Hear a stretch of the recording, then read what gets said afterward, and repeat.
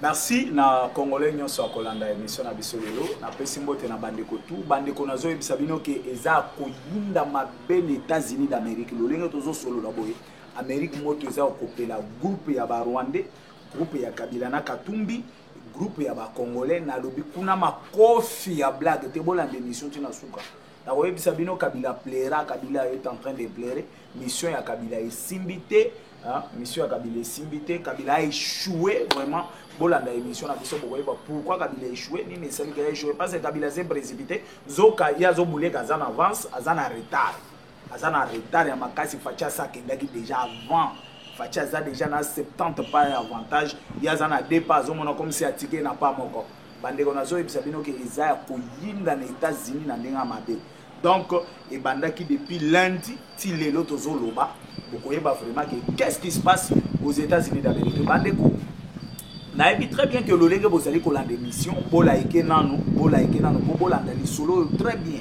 et surtout bino bato bozali ko partager émission bo partager nga émission vraiment bo partager nga émission bolaike émission l'olenge nazo solo na bino boye na lobi vraiment que Kabila milelo bandeko. La République démocratique du Congo appartient aux Congolais. Vous savez tous l'histoire de la République démocratique du Congo. C'est ce que soi-disant des opposants bazana katia pour ignorer. Au moment qui Kabila réunion à Salissé na Nairobi. Mais pourquoi Fayulu azala quitté? Pourquoi celui-ci c'est Jean-Marc Kabunda azala quitté? Ba groupe union so boyebi ya ba opposants bazala quitté pour nani. Pourquoi vous n'êtes pas posé des questions? C'est quoi leur plan? Plan na bango les amis. Les amis, bolan d'émission très bien. Bolan d'émission très bien. Boboye ba ke bando ki ya République démocratique du Congo bazé belé. Bato bazali ko bundisa mboka na biso bazana ebelé. Il fallait ce que ba Congolais de tous à la mayenne. Ba Congolais to tirer vraiment attention, tous à la vraiment vigilant na ba ennemi ya République na biso. Awa tozo solo la bino na so ebisa bino ki Kabila na Kolanda parce que Paul Kagame vient de déclarer à Outiko Solana Kabila pour n'a clairement que non, je vais retirer mes hommes dans la République démocratique du Congo. Pourquoi Kagame a retiré ma soldat? A retiré ma soldat Pambate, pression et l'équipe. Kagame a dit que si le comité international bazana katia ko se retirer et belé bazana katia ko se retirer si ma comité international bazo se retirer donc moyen exact. Il n'y a pas moyen de faire autrement.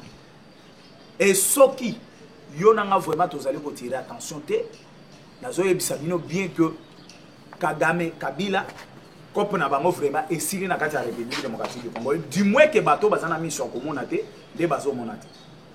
Tout ce que bazana katia kosala, ils ont déjà échec, ils ont tard. Parce que Bolanda qui n'a katia Belgique, Félix Antoine Tshisekedi Tshilombo alobi. Oh, il y a lobby à attendre le boko na Kagame. Bandeko, namoni ba journaliste ya ba bololé, excusez-moi les termes, namoni ba politicien ya ba bololé. Oh, bazo comprendre les enjeux de l'RD. Mes chers amis, Kagame a passé partout pour na kofunda Tshisekedi. C'est Tshisekedi Montozo linga kimi ekota na Afrique te. Tshisekedi Montozo linga kimi ekota na Congo te. Ezanga Paul Kagame te. Akenawa, azongawa, akende boy. Mais les Congolais ne comprenaient pas tout ça. Mais Félix Antoine Tshisekedi nakoyoka Kagame biloko nyonso abandaki koloba. Il cherchait l'occasion ya kolakisa na face du monde que ce que Kagame est en train de vous dire c'est des mensonges. Kagame n'a pas la volonté ya kolongola ba soda na na Congo. Kagame n'a pas la volonté ya kolongola makambo ya République démocratique du Congo. Mes amis, tala Kagame sikondenga zo ya kotomber na piège na yemoko. Tala Kagame lolenga tomber na babu zoba na yemoko. Landa émission très bien. Likez nous d'abord, commentez émission. Yo motozo commenter émission, vraiment commenter. Kagame maintenant en Belgique, Félix Antoine Tshisekedi Tshilombo a eu parole. À lobby, à Sinichi. Tout ce qu'il a parlé c'est Kagame. Parce qu'il a profité l'occasion. Il a profité le vrai moment où batu nyonso Kagame akenda ka kofunda e ba vandi. Kagame ayeko zomaloba. Tono vite. So salama kelele belé. Boyna boy. Batona batalio. Kagame asko sakabiso que non, Tshisekedi alingi ate. On comprend maintenant que Tshisekedi ne voulait pas les contredire, mais Tshisekedi voulait maintenant nous prouver que c'est Kagame qui ne veut pas la paix. Voilà, il l'a fait maintenant en présence de tout le monde. Et tout le monde va passer raison maintenant à Félix Antoine Tshisekedi Tshilombo. Au lundi même aux chaînes internationaux, on va lobby bien que Tshisekedi vient de donner un vrai gifle à Paul Kagame. C'est comme si Biso Tozoyoka français, Ndenge Mosusu, ba communicateur ya Rwanda, Bazoyoka pe na Ndenge Mosusu, ba politicien pro Kagame, Bazoyoka pe na Ndenge Mosusu. Parce que Erbango Bazali Kolobake, Tshisekedi vient de donner un bon gifle à Paul Kagame. Donc Kagame n'a pas encore le temps d'aller se défendre.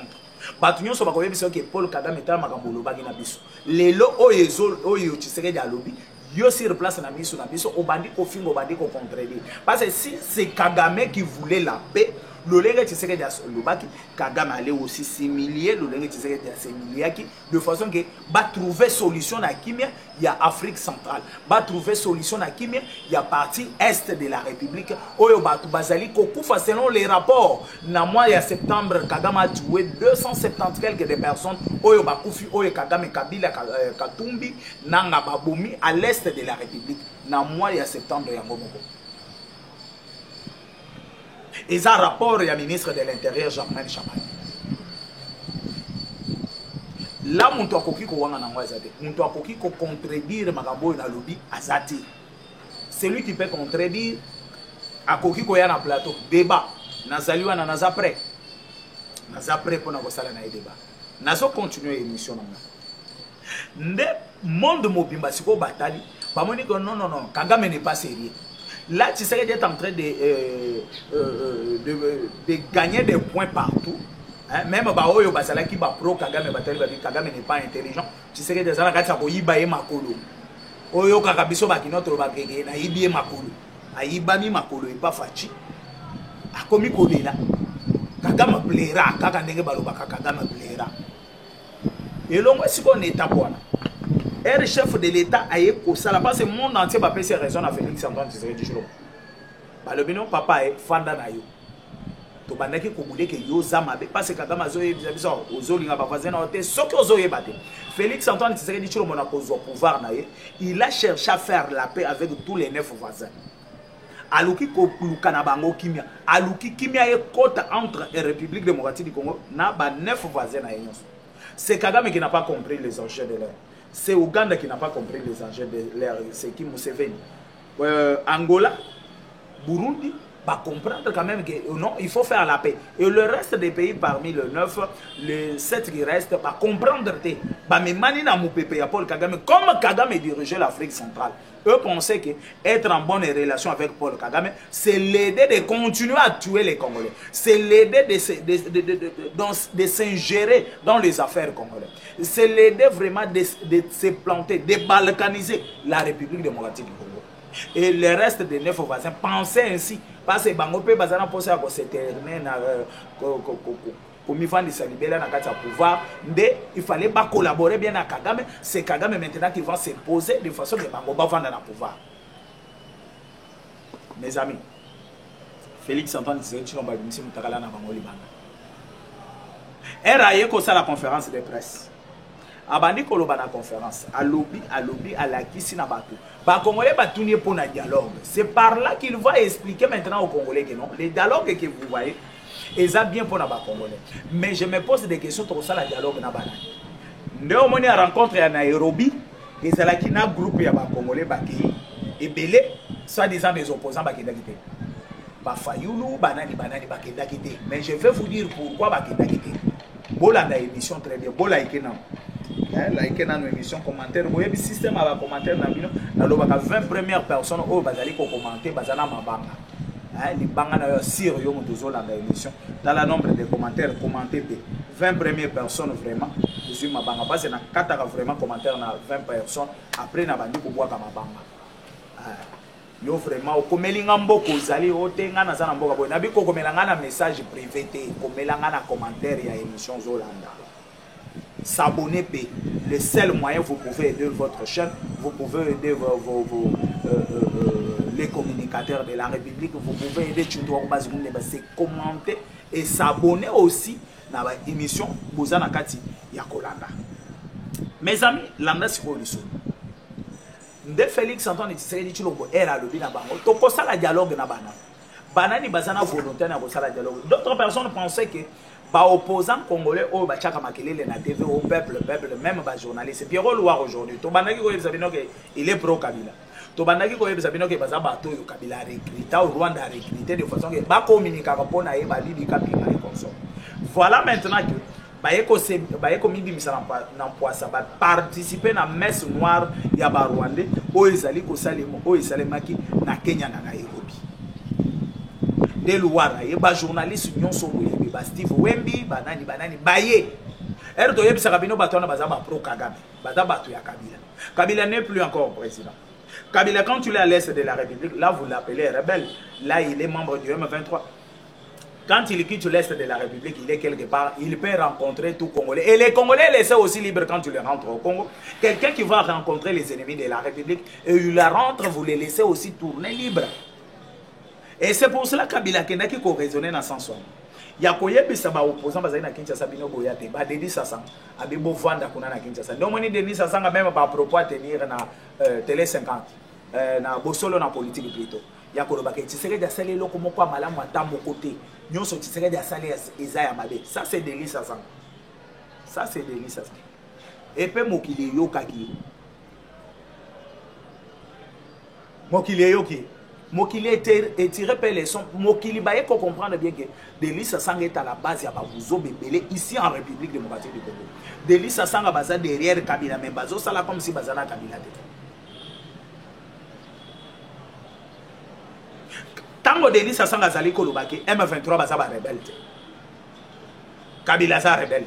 Ba onyo so baza na est bazo bomana, il n'y a pas la rébellion à l'est de la République. Et ça ba Denis Sassang.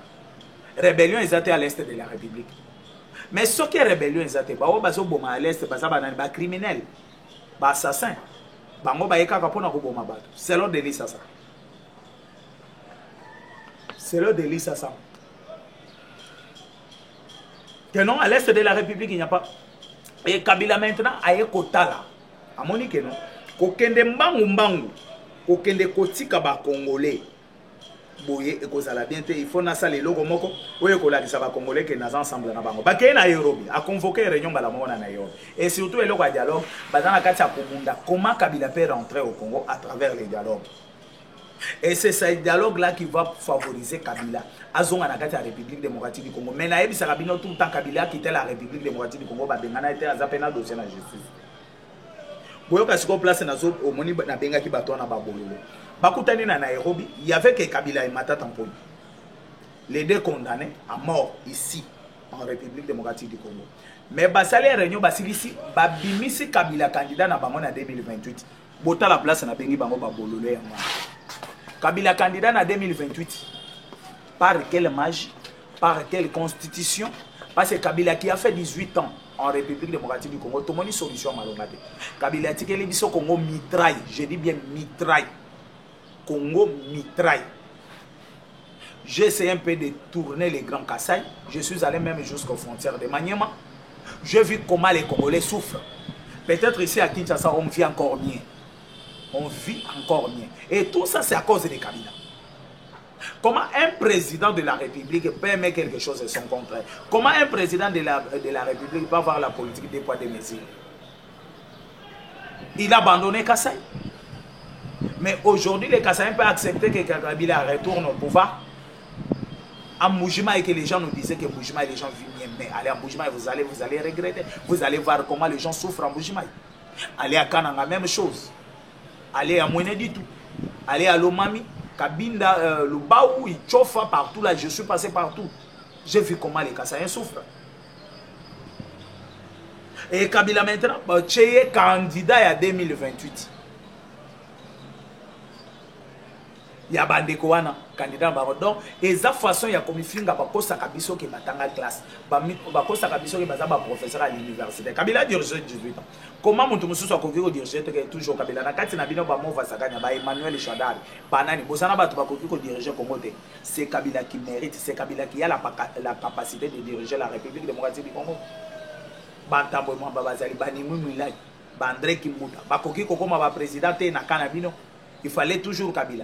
Là maintenant, vous allez kolakisa lo lenge kani batoyo babandaki ko sala na République démocratique du Congo. Kabila tikela ki bango nyonso basala. Ndio moni bazolinga fayulu atikela Moulani te. Moulani atike la kingani te. Eza bloc na bango. Moyen batike la na ezati. Muto akotike la moninga ezati. Eza kaka à part autorité morale na bango. O bozali komona azo bima na panzela nyonso azo tambola azo la kisa koma azana posa songela lisusu pour voir na kati ya République démocratique du Congo. Ba décider na réunion na bongo. Ba décider na réunion na Kabila za la candidat na bango na 2028. Na mituni sikoyo ba décider bongo par quelle magie. Kabila za sénateur à vie.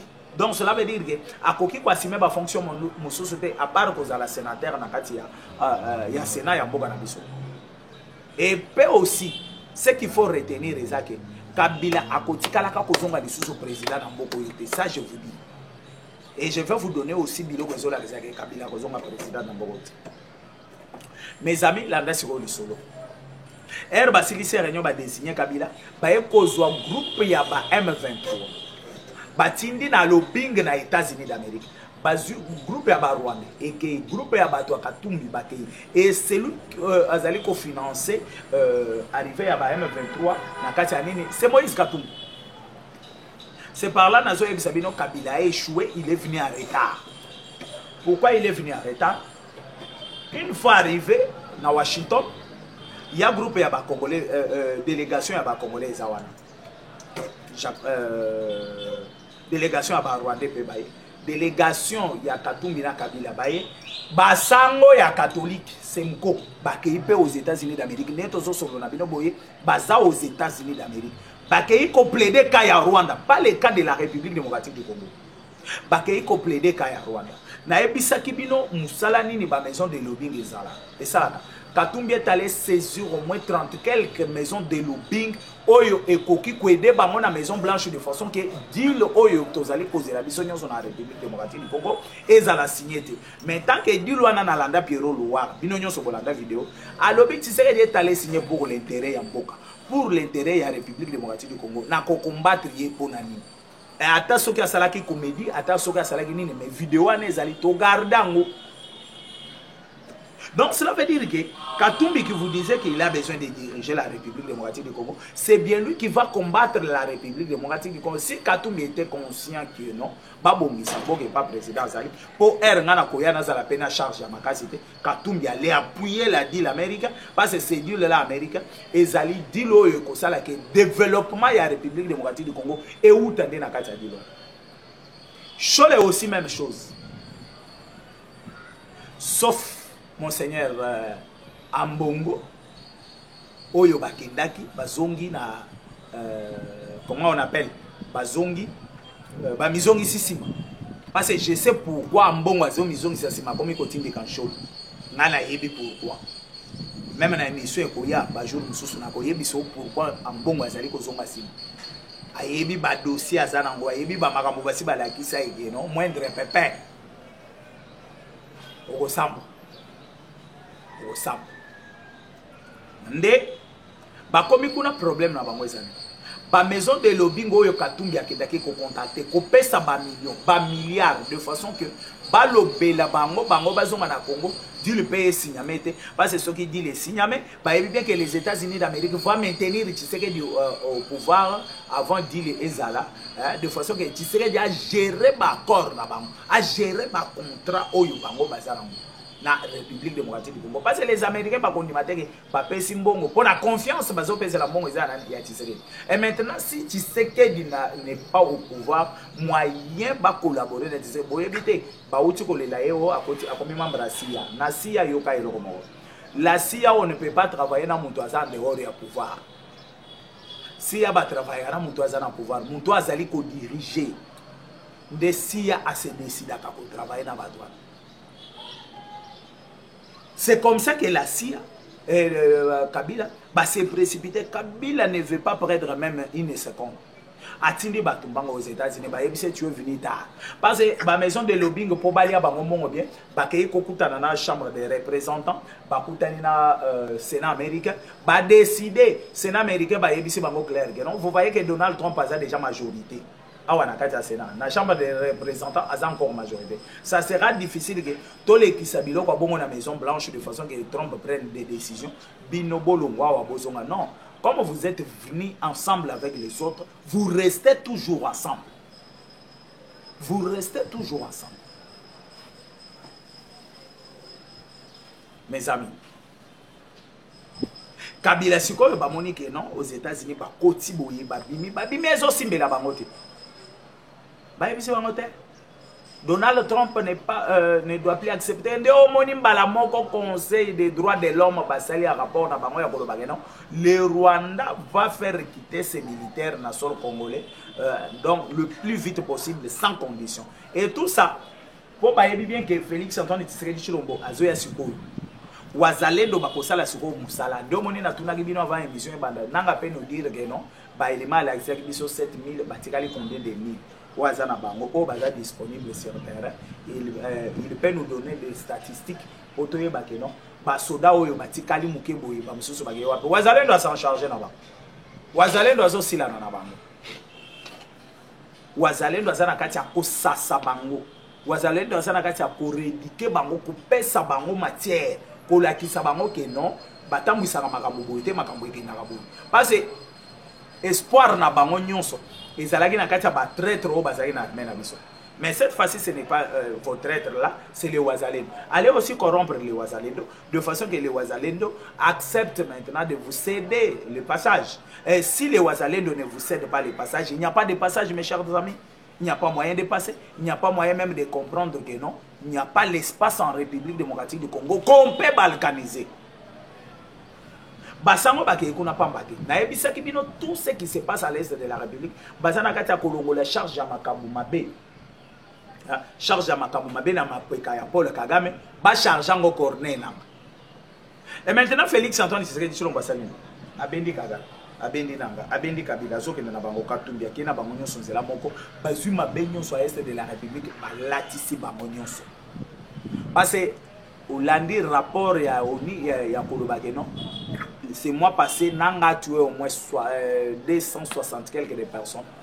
O nanga bomi à l'est de la République. Toye ko kitamuke o moni lisusu ba yebisi biso ke non oyo nyonso Kabila sali aza condamné à la justice na biso il faut Kabila za la poursuivable balandela yebisika nyonso bakokutana na Kabila bakanga Kabila. Ah mabe bandelinde wana mabe bandelinde wana chute ya Kabila pe échec ya Kabila ya mwana parce que partout on décide maintenant parce que na mona ki ba mususu balobi bino ba communicateur bochaki monoko ke Kabila c'est un étranger justice ya mboka na biso ya Congo ya mwana balobi ke Kabila za congolais yo olingaki justice balobani Kabila c'est un étranger non justice na biso ba koloba ngote justice ya mboka na biso ba yebi bien que Kabila c'est un étranger comme Kabila sana biloko ya gagner na Congo il faut ba bimisa congolais pour que tous ces dossiers soient traités au Congo. Il faut que les dossiers soient Kabila à la traiter au Congo. On ne peut pas les traiter les dossiers de Kabila en dehors de la République démocratique du Congo. Non, ça ne se fera pas. Ça ne se fera pas. Wana bocha na ba cerveau ke ekotikala ka ko salima te. Ekotikala ko salima te. Mes chers amis, bon like dans nos émissions. Bon like émission. Pour partager l'émission, pour tout que les malais na kochité, mais ma cambouza nécessaire, c'est ça que je veux vous parler maintenant. Très nécessaire, c'est ça que je veux vous parler. Mais commentez d'abord l'émission, partagez l'émission, partagez l'émission, hein, partagez l'émission. On a très bien que vous avez Kolanda, vous avez pour comprendre que non, la République démocratique du Congo, tout retomber les sous la piège à Bambouna. Dès Kolanda émission. Dès Sikoyo, Bamoni qui va échouer. Va créer maintenant Zela Moussous parce que Katumbe et Nanga aza prisonnier ya ba Rwandais. Nanga bazwaki et pas Kabila pour bazwa ber nyonso ya Nanga ya ya Kagame balati sai. Au monaki de Lisa Sanga Kolobake ceux qui sont à l'est de la République ce ne sont pas des rebelles. Alobiango pambate ayebi pourquoi alobiango. Batuni bilan ya Tshisekedi o bilan ya Tshisekedi déjà négatif eza na iloko moko ya malamu asalite eloko malamu Tshisekedi asali ezaka ko kokende matanga ba mais non de Lisa Sanga ça c'est excusez-moi c'est comme s'il n'y a pas quelque chose là-bas. Quel rapport y a-t-il dans la politique ya Tshisekedi na matanga Maintenant, c'est l'irmanisme comme un dengue tolo bakango. Humanisme dengue tolo bakango plutôt. L'humanisme, oh, tu sais, dans un monde, et il y a des bamatans, ils ont un rapport au côté de la gestion. Il y a des gestion, il y a des rapport au côté. Mes chers amis, la nanga très bien. La nanga très bien. Awa tozo solo la nabino nazo ebisa bino bien que la République démocratique du Congo a zuma kamona esko amen. Elle va comme aux États-Unis, na ebisi bino que les deux chambres balobi que non c'est retard parce que n'enge trompe à sa majorité. N'enge trompe à se décider déjà pour ezala bongo ba stopper bango. C'est depuis lundi ba komaki na Washington. C'est depuis lundi ba ke ko sala lo bing na bango na Washington. Mais ça a échoué. Échoué pour nanini. Parce que Donald Trump a convoqué autant Mobimba. A convoqué Bandego autant. Il y a autant plutôt. A EBC Bango que vous allez tous soutenir la République démocratique du Congo. Il faut que le Congo soit soutenu par autant. Ceux qui autant beaucoup soutenir la République démocratique du Congo, d'accord. Et c'est ce qui va me pousser d'ailleurs. Il y a Kolongola Libango yo. Poutine a tenu à Ukraine. Libanga ne pas mbatté et ça pour la kolakisa na bino nyonso ke Poutine va diriger l'Ukraine si vous ne trouvez pas solution na likambo ya République démocratique du Congo. Ndomoni autant bala moko babandi ko éviter Kagame sko na ba couloir na bango. Babandi ko sala effort ya ke Kagame akoki kokota ba couloir na bango na facilité. Mes chers amis, Kagame amoni yango kindoki. Ndoyo kimbala moko Rwanda balobi ke non. Omoni ba outi ko suspendre ministre des Affaires étrangères au Rwanda, Olivier Ndurugehe. Suspendi pambate parce que baye komona ke diplomatie Olivier azali ko sala na Thérèse Kaikwamba zoli yaika. Ba ke deboye Kaikwamba li. Bango ba se précipita ki ko kende aux États-Unis. Ba pensa que Olivier a freiné makambo mususu ya République démocratique du Congo. Ndo moni ba ke na lobbying na bango ba trouver que Congo a si avancé makasi ba non. Nous sommes en retard. Donc Olivier Ndurugehe ne fait absolument rien. Donc moni ba ko suspendre Olivier Mbangou. Ba ko nyata Olivier ba suspension en disant que non, Olivier ne mérite pas d'être ministre comment on appelle ministre il y a affaires étrangères et en Rwanda. Thérèse Kaikwamba zo betaye ba toro. Ba ke deboy Kaikwamba beti, ba ke boy Kaikwamba beti. Et cette dame mérite vraiment banini na biso ba Congolais ba félicitations na biso azo mérité ba diplôme de mérite belé azo mérité ba trophée ya minene pour ce qu'elle a fait pour la République démocratique du Congo. Mes chers amis, tous ceux qui ne malembe déjà, il nous reste encore 2 minutes pour cette émission. Mais ce que moi je peux vous dire, Kagame aye koyebisa Kabila. Aebise nazo retiré déjà IPDF à l'est de la République dans 3 mois. Déjà les États-Unis ba yebise 3 mois non, to pesa ki 90 jours, tu n'as pas agi. Au moni bato ya bandaki ko luka ba FDLR. Ba FDLR ba ko se rendre bango moko na MONUSCO. Ba lobby il faut que MONUSCO, les États-Unis d'Amérique, ba luka moyen nini na kati ya Rwanda pour na sécurité na bango. Et depuis bazana, tu sais que atikala ko boma bango te.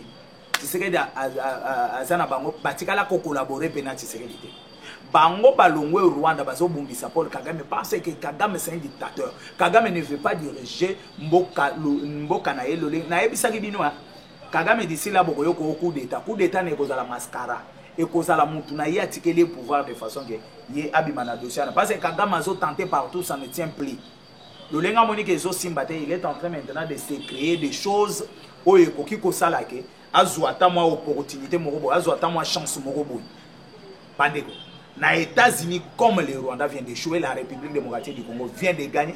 Katumbi Bambongo et Kei, Bazana Gasa la Bambongo, on a couloir nyonso ya Amérique. Bazole la Bambongo, Oyo Bakei ko dépenser na kati ya États-Unis d'Amérique. Mes chers amis, Kaka Lolingue na ebisa kibino, la République démocratique du Congo reste notre pays. Et personne ne doit plus se battre pour ce pays si ce n'est que toi et moi. Mon numéro est plus 243 82 76 085 plus 243 82 75 76 085. Ciao, bye.